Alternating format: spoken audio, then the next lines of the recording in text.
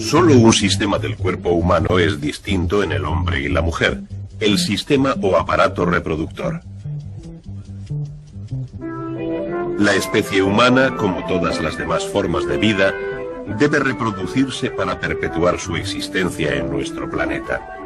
Como muchas otras especies animales o vegetales complejas, la especie humana requiere dos sistemas reproductores diferentes para su reproducción. Cuando nacemos, todos los sistemas de nuestro cuerpo funcionan, algunos más eficazmente que otros, pero el aparato reproductor no está preparado aún para cumplir su principal función. La capacidad de procreación requiere una maduración del sistema reproductor. La etapa de la vida en que comienza esta maduración es la pubertad. La edad a la que esto ocurre es diferente para las distintas personas, pero el modo en que ocurre es muy similar en todas ellas. Para los hombres es el momento en que nuestra voz se hace más grave, los hombros se ensanchan, las caderas se estrechan y el cuerpo se cubre de vello. Y las mujeres adquieren la forma típica femenina. Se desarrollan los pechos, las caderas se ensanchan y en ambos, hombre y mujer, los órganos del sistema reproductor maduran. La función primordial de los órganos de los diferentes sistemas reproductores es producir dos tipos distintos de células y unirlas: los óvulos en la mujer y los espermatozoides en el hombre. La producción de estas células marca el inicio de la primera etapa del proceso de reproducción. Empecemos por el aparato reproductor de la mujer. Nuestros órganos sexuales principales son los ovarios. Aquí, en este par de pequeños órganos de solo unos 3 centímetros de longitud, tiene lugar el desarrollo de los óvulos. Todos los óvulos que tendremos en toda nuestra vida, varios cientos de miles, están en nuestros ovarios desde el momento de nuestro nacimiento.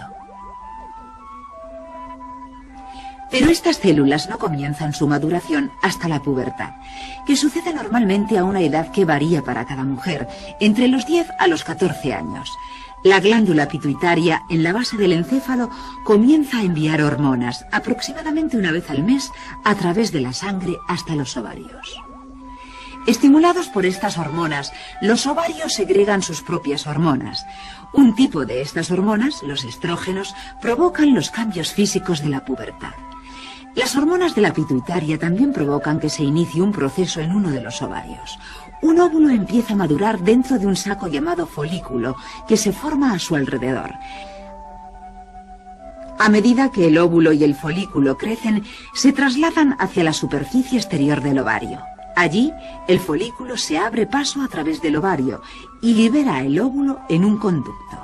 Este proceso, llamado ovulación, ocurre aproximadamente una vez al mes y generalmente tiene lugar un mes en un ovario y en el otro al siguiente.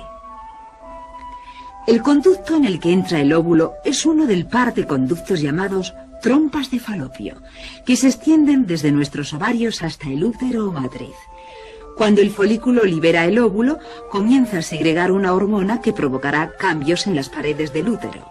Esta misma hormona impide a la pituitaria seguir produciendo las hormonas que inician el desarrollo del óvulo y el crecimiento del folículo.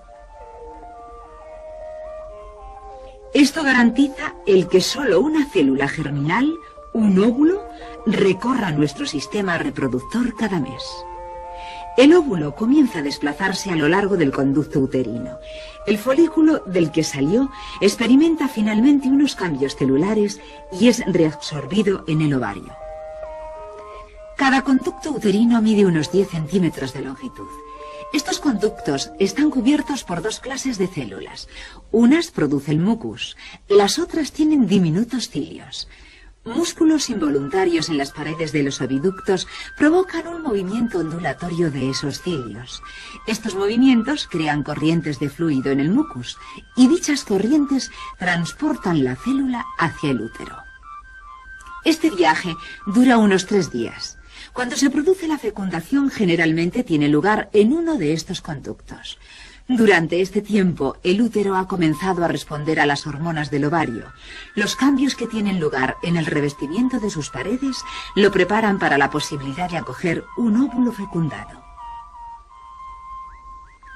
En las paredes del útero, el revestimiento de las paredes se hace más grueso.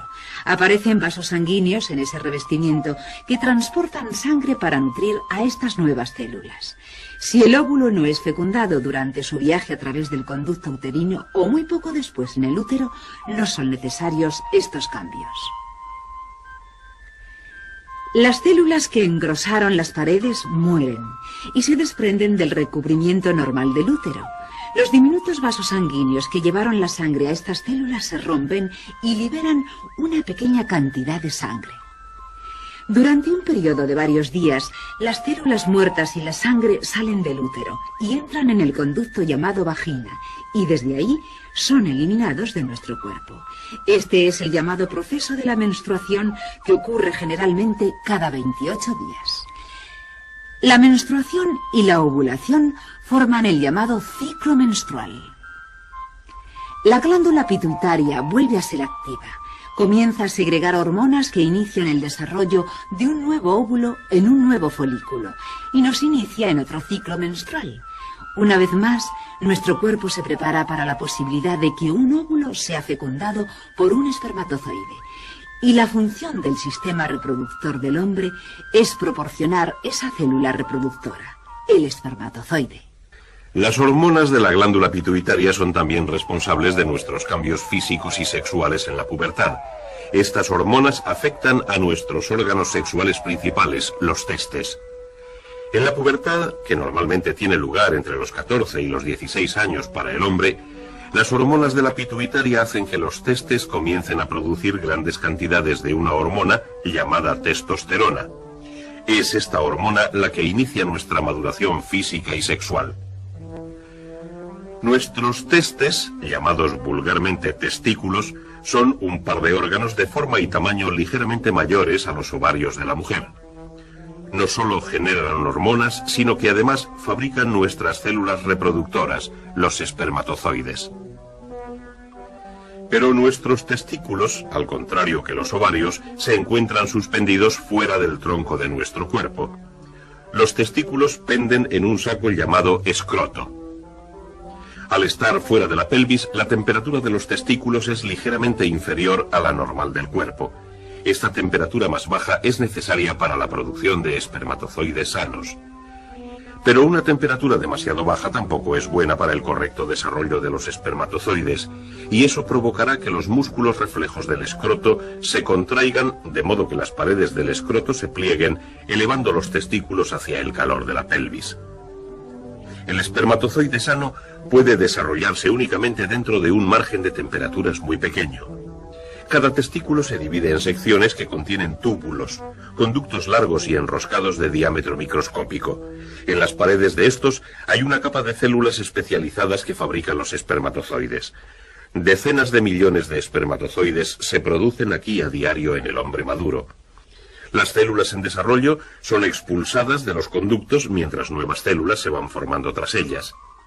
Los conductos transportan los espermatozoides fuera de los testículos a un conducto enrollado de más de 6 metros de longitud, donde son almacenados. En este conducto almacén, el espermatozoide completa su desarrollo y adquiere la capacidad de moverse sacudiendo su larga cola. Cuando los espermatozoides abandonan nuestro cuerpo, se desplazan a través de unos conductos pasando por delante de la vejiga, que no forma parte del aparato reproductor, y entra en la parte superior de la uretra, que normalmente transporta la orina desde la vejiga. Aquí los espermatozoides se unen con las secreciones de las llamadas vesículas seminales y secreciones de la próstata y forman una sustancia llamada semen. La uretra se extiende a través del pene, y a través de este órgano es como el semen, portador de los espermatozoides, abandona el cuerpo del hombre, obligado generalmente por contracciones musculares espasmódicas de la glándula prostática y varios conductos. Estas contracciones cierran la conexión entre la vejiga y la uretra, de manera que la orina no puede fluir por ella al mismo tiempo. Durante el intercurso sexual hay aproximadamente 300 millones de espermatozoides en el semen que sale del sistema reproductor masculino y penetra en el femenino. El semen entra en el cuerpo de la mujer a través de la vagina. Agitando sus largos rabos, los espermatozoides nadan desde la vagina hasta el útero y los conductos uterinos. Ahora, con la presencia de células sexuales masculinas en el cuerpo de la mujer, la fecundación de los óvulos se hace posible, pero debe tener lugar dentro de un tiempo limitado. Los espermatozoides solo vivirán un día o dos una vez estén dentro de nuestro cuerpo. Y el óvulo que baja por las trompas de Falopio también vivirá solamente un día o dos si no es fecundado. Para ser fecundado un óvulo debe ser penetrado por un espermatozoide. Solo uno de los 300 millones debe hacerlo. De hecho, solo uno puede hacerlo porque en el momento en que tiene lugar la penetración se forma una barrera química instantánea en la membrana. Ahora ningún otro espermatozoide puede penetrar. El óvulo ha sido fecundado.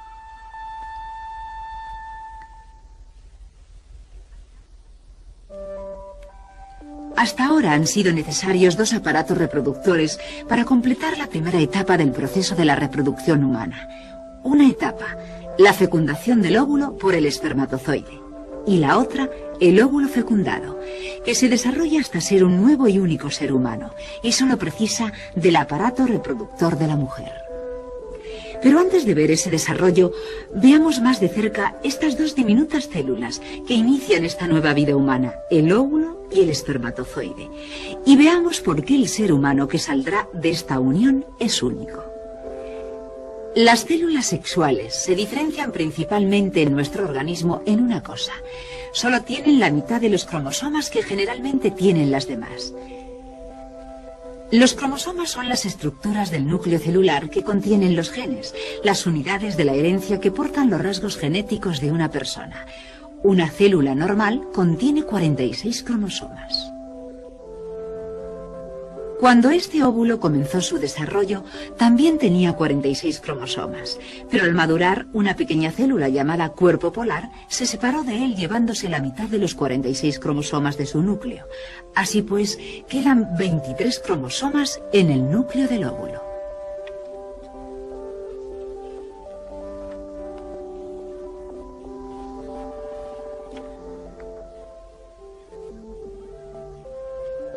El espermatozoide también inició su desarrollo con el número completo de cromosomas en su núcleo, 46, pero a medida que madura se divide y los cromosomas de su núcleo también lo hacen, de forma que cada mitad del espermatozoide tiene también solo 23 cromosomas. Una nueva división ha tenido lugar en el espermatozoide antes de finalizar su maduración, pero esta división también produce células con 23 cromosomas, así que los espermatozoides, como los óvulos, tienen cada uno la mitad del número usual de cromosomas.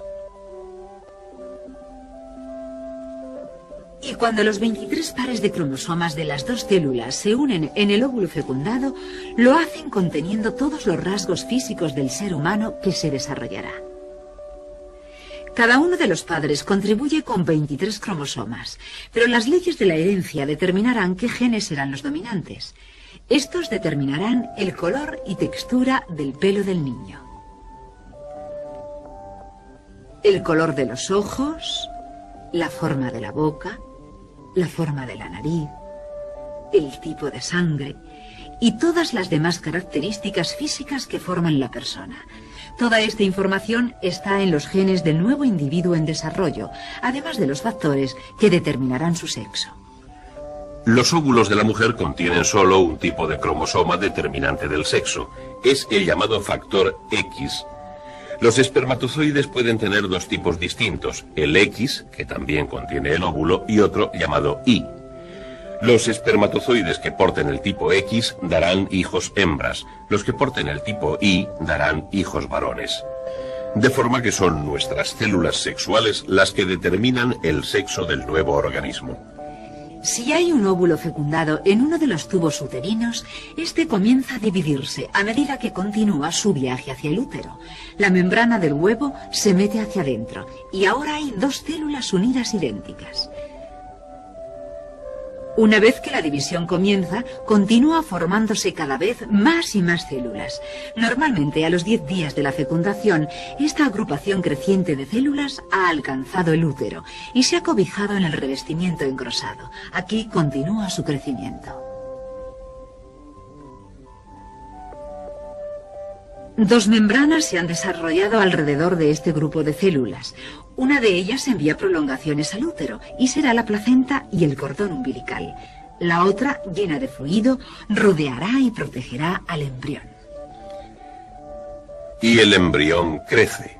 Las células se multiplican y especializan. Comienzan a diferenciarse en las células que formarán los distintos tipos de tejido, y los tejidos a su vez formarán diferentes órganos. Tras unos 2 meses, la mayoría de las características y órganos internos del adulto se han desarrollado. El corazón late, la sangre circula, pero el aparato circulatorio del feto no está conexionado con el de su madre.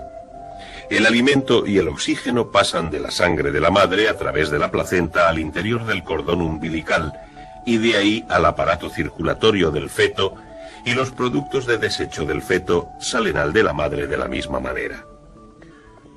Un organismo creciendo dentro de otro. Un nuevo individuo se está formando. Un ser humano se está reproduciendo.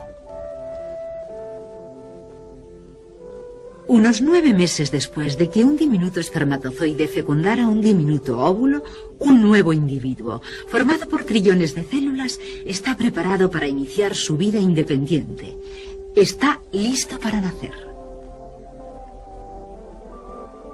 Y no mucho después del nacimiento de un niño, nuestros cuerpos reinician la producción de hormonas que reanudan nuestro ciclo menstrual y hacen posible una nueva fecundación. Cada vida humana es un eslabón de una gran cadena de vida que se extiende hacia atrás y hacia adelante en el tiempo. Una cadena que se mantiene ininterrumpida gracias a los sistemas reproductores del cuerpo del hombre y la mujer.